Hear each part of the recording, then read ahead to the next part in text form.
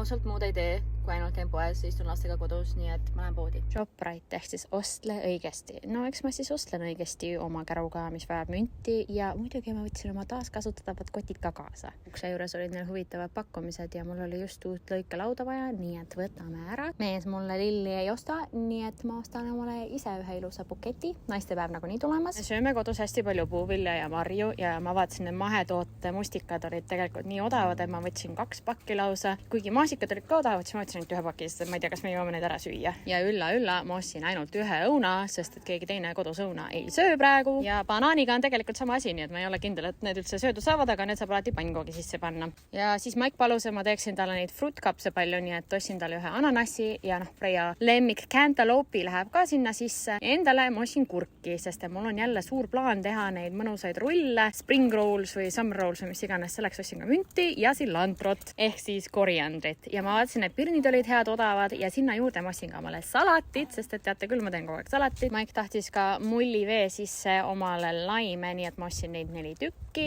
ja siis ma ostsin liha, 2 steiki ja kana, millest ma teen chicken satay ja piim läheb meil kodus ruttu, nii et ma võtsin 2 pakki. Siis jogurtit ma võtsin jogurtikasme tegemiseks ja 2 pakki saia, sest et Freiale meeldib peanut butter jelly sandwiches. Siis ma käisin siin Aasia letis ja peanut butter jäi ostmata, aga ma ostsin kookospiima ja punase karri pastet, et seda chicken satay'd teha muidugi. Ja siis Mike tahtis seda mullivett lausa 4 tükki.